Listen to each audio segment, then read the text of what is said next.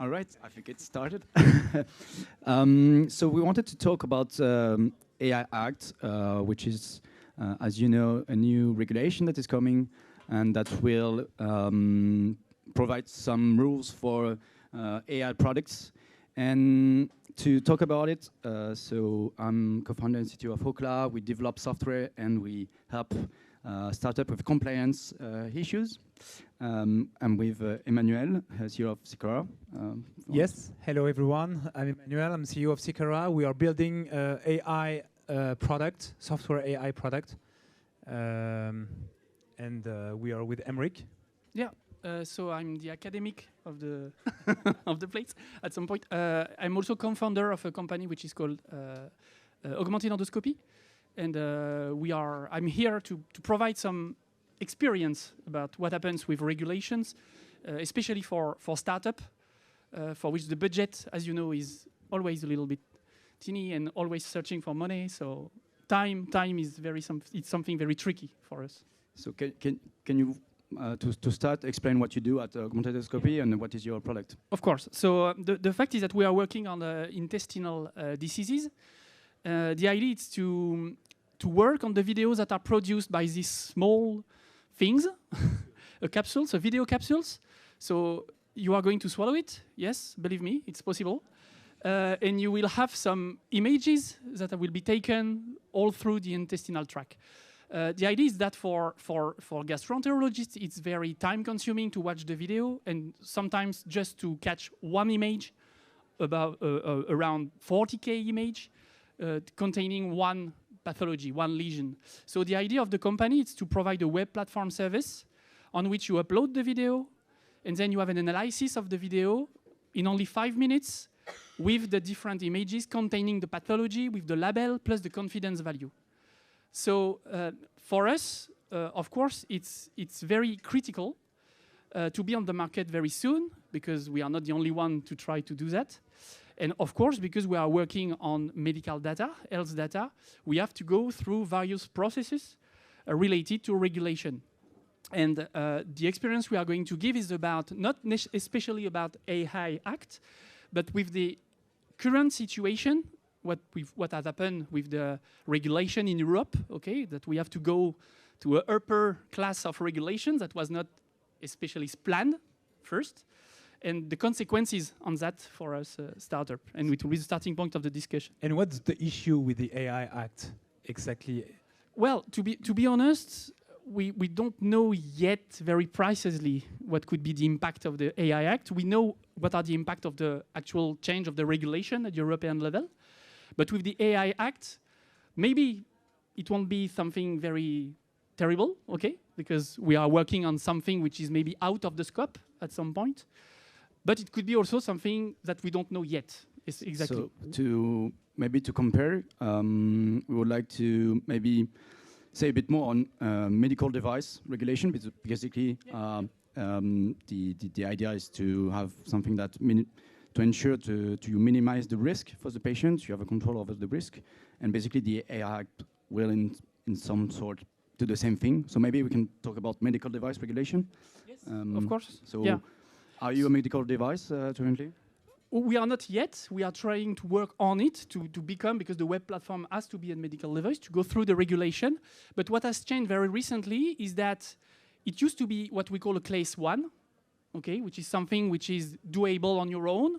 You don't have to go through a specific organization to be labeled, okay. But now it's not the case, because we are working on this. The data are provided by these small devices, which is a class 2B. We have to be class 2B, which is a strong difference, because the work you have to provide, the cost of the regulation process, the time, we probably will talk a little bit about that. It's definitely different. And for a small company like a startup, it could be something that at some point can lead to be bankrupt. When is going the room here to be able to swallow this pill? When is going to be on the market, really? So the video capsules is already on the market since the 20s. It's something that has been put on the market in the early 20s. The web platform is not, the AI solution for that kind of data is not already available on the market. You have some things, but which are not really AI, and it's not web platform. It's more dedicated software that can be sold by the manufacturer, but it's not really AI with lesion detection and label and that kind of things. So for the moment, you don't have that kind of solution. But in order to have the AI in your product, you need to go through the regulation process? Exactly. And how long will it take? Right now, it could be between 12 months and 18 months. And is it increasing this yeah, period of time? Yeah, definitely. Because before being class 1, it's an auto declaration. Okay, so you plan to have all the different documents, of course, but it's an auto declarative thing. So it could be done very easily. Okay. And do you know the rationale behind the fact that your medical device went from a class 1 to a class 2? Is there a reason behind that or not? Yeah, I think the idea is it's really to protect the patient. I mean, because this kind of web platform is going to give an advice to the doctor, to the medical doctor, in order for him to go to the decision at the end. Yeah, but I mean, it was the case before. So what has changed? Probably some experience, because web platform were not really something, how to say that, on the market at that time. So probably the regulation has to evolve also to face the arrival of new kind of products that are SaaS platforms, that kind of things. We can saw it also on dermatology. There is a company over there providing that kind of things. Now you can see it in video capsules, but you can see it on plant, for example, the kind of application. And with medical data and computer-aided decision, probably it's something that the regulation has decided to evolve to. And the regulation was based on hardware products. So basically, it was not in the scope. If you read the rules, the document, basically the word software was not even there, because it was written a few years ago. But now you have things like, I don't know if you saw the news on United Healthcare, the first insurer in the US. They basically have an AI to compute how much, what is your coverage you can get after a stay in the hospital. So basically, you broke your leg, you get covered for it, and then you need some re-education when you are home. You need some nurses that come change your bandage and so on. And basically, they use an AI to estimate the cost of it. And the news is last week they saw that 90% of cases are wrong. Basically, they underestimate the amount. So it shows that the regulation was not here in the US, and they were free to do it. So you can think of the real reason behind it, but it shows that we basically need something to control you cannot do whatever you want. So if I understand correctly, you are very happy that the AI Act will increase the amount of time that is required in order to certify the medical device. So of course it's a two-sided coin. You need some kind of control. You need to make sure you minimize the risk for the patient, but you also need to maximize the value. Let me tell you a story.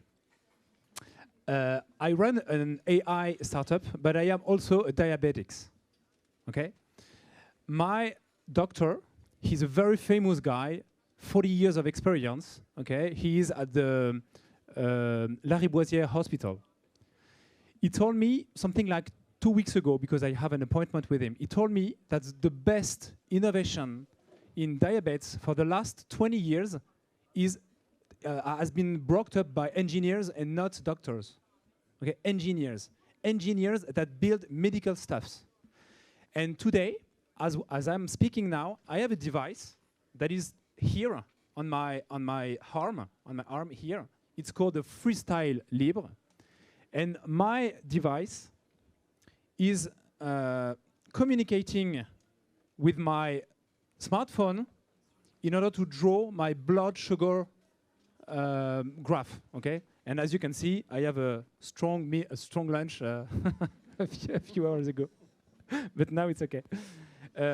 So this device I don't want personally. I understand that you need a regulation, etc. But I don't want to wait 24 months in order to have the N+N version of this one.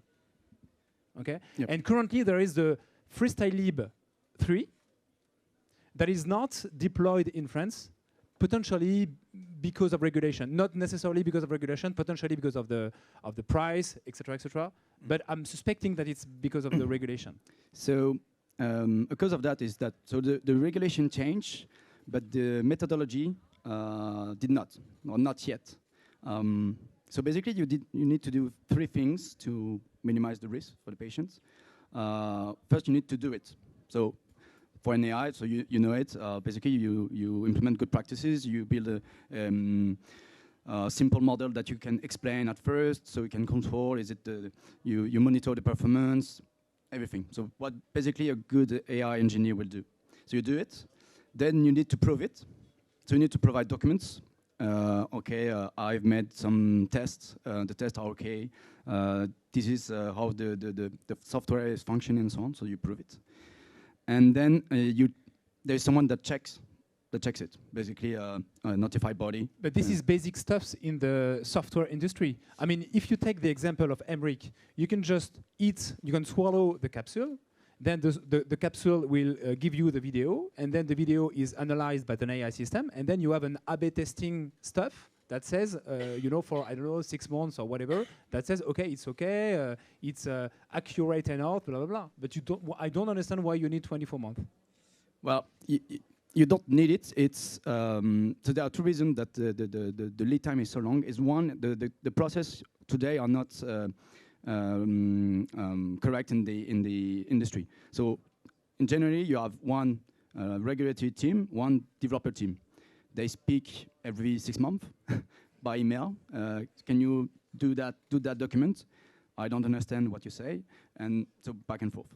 So it's basically the same thing as the DevOps movement when developer and webmaster started to communicate and have the same interface and so on. So we need to make them work better. AI, generative AI can help a lot if you train ChatGPT to detect, is this document okay? And when the developer or the product owner is writing it, yeah, but you can have a direct. Sorry to interrupt, but ChatGPT, the impact of ChatGPT on the AI Act is another 6 months of discussion. plus something that from my opinion is very in my opinion is very counterproductive is the fact that before ChatGPT the AI Act was focused on analyzing the consequence of an AI system, so the use case, whatever the model, whatever the algorithm, and then the European technocrats, when they realized, sorry about that, I'm sorry if I'm a little bit provocative, but it's okay. So when they realized that a foundation model is an engine that is able to do multiple things, they try to change the spirit of the law and to try to regulate the foundation model per se. It's just like as if you were you were trying to regulate a knife, for instance. A knife can be used, to cut your beef, but a knife could also be used to kill people. Okay, but it's nonsense to try to regulate a knife. Yeah, it's an open discussion, I think. Yeah.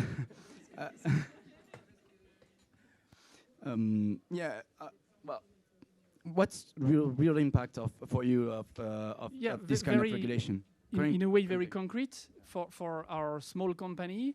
The fact that we have now to go through Class 2B, it's 150k euro more, because you have to go through regulation, which is definitely more. You need more money to go through this process. But the struggling point is really the time, because now there is an over demand of regulation, because even existing product has to go again through a new notification. And this is a figure that we were discussing just before. For 2023, there is something like 10,000 requests to the national organization to go for the label, and only 3,000 have been done. Okay, so how it will work, and if we go year by year, extrapolation is not going in the right sense. So the question we have now, which is an open question, is how can we reduce this thing? And we hope that the AI Act is not going to overdo something again on that kind of things. Yeah, it's not only on the law, but it's also on the implementation plan.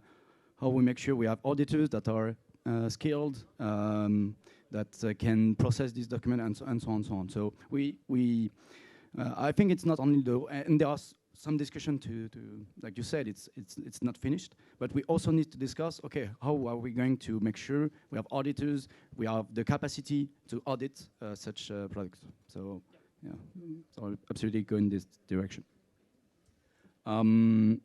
Yeah. Yeah, I could go forever. So much longer. Where can people find you to carry on this discussion and find out more? Can they find you out here, for example, afterwards, or in the demo zone? Will you be here till the end? We've been in the center. If you have, we have a stand over there, Hokla.